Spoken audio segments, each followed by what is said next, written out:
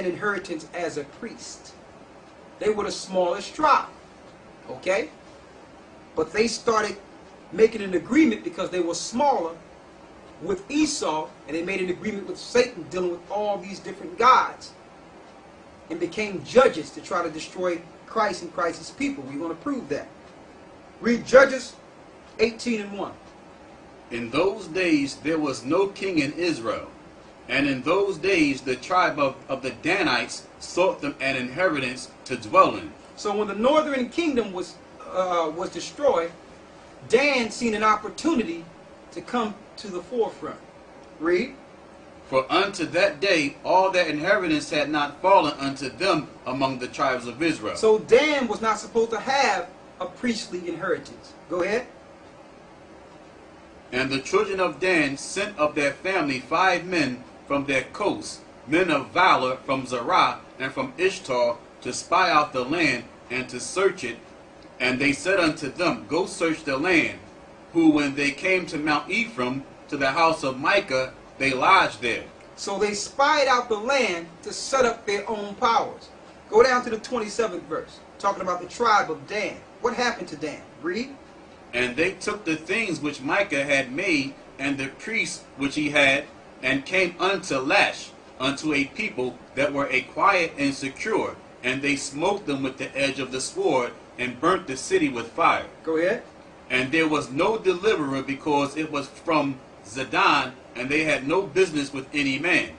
And it was in the valley that lieth by Beth-rehob, and they built a city and dwelt therein.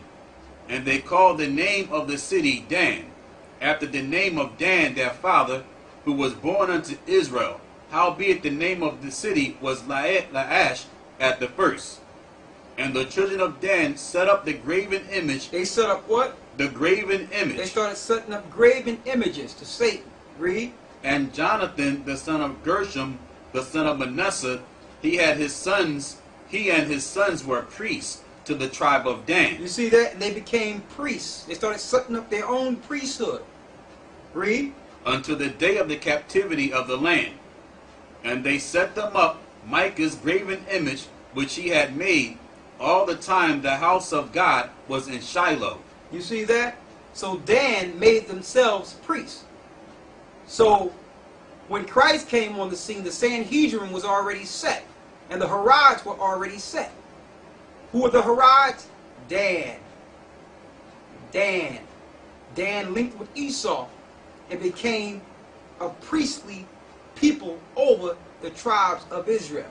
That's why it says in Genesis 49, go back to Genesis 49 again. Genesis 49, 16 and 17. Dan shall judge his people as one of the tribes of Israel. As one of the tribes of Israel. So he set himself up as a judge. So the Lord cut him off as a people. He set himself up as a priest dealing with Satan. Read. Dan shall be a serpent by the way, an adder in the path. He was a serpent by the way, because Satan got up in him as a Harad to try to kill Christ, when Christ's star was seen in the east. Go ahead. That biteth the horse heels, so that his rider shall fall backward. And they did that. Dan was set up to try to make Israel go back. So Dan made an agreement with Esau and Satan to go against his own people, to judge God's people with money. And we're going to go into that teaching, a whole teaching on Dan itself. And that's why Dan is not numbered with the 12 tribes in Revelation, the 7th chapter. Because they mixed their seed with Esau, and they started going after the gods of the other nations and set themselves up as priests. Now, let's go to Genesis 49 and 19, going into the tribe of Gad. Go ahead.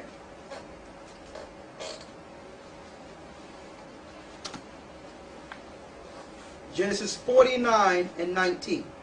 Gad, a troop shall overcome him, but he shall overcome at the last. A troop shall overcome Gad, but he shall overcome at the last. What troop overtook Gad? The U.S. cavalry under Custer.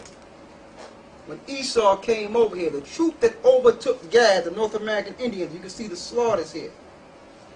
The troop that overtook Gad was a U.S. cavalry. Gad is a North American Indian. Here's a picture showing them moving and migrating because of the conquest of the Western world.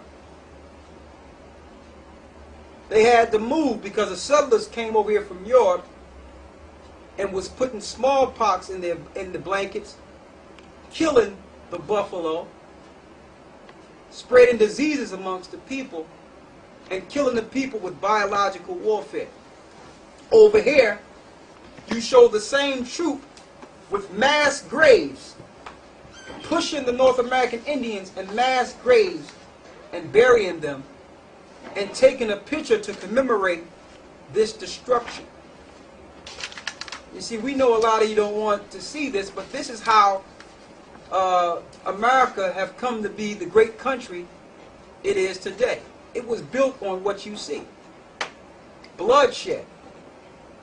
And then, to show you the pride of those that took the Indians down, they had photographers take pictures of the mass graves pushing the Gadites, or the North American Indians, in the graves. Okay? Now, we're not bringing this out to say that you need to seek any type of vengeance, because vengeance belongs to the Most High. But in order for us to show you the truth, we have to bring out the facts. It doesn't matter how raw they are. We have to bring out the facts. Because if they were bold enough to put it in a book, we're bold enough to show it. Okay?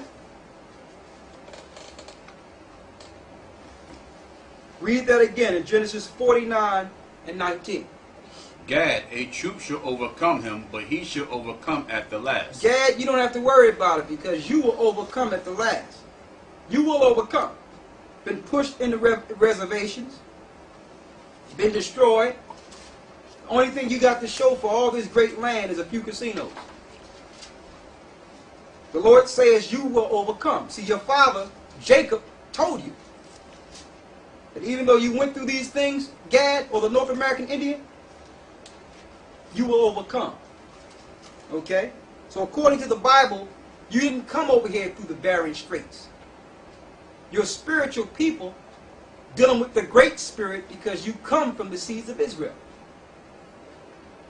More. Let's get Deuteronomy 33 and 20 and 21.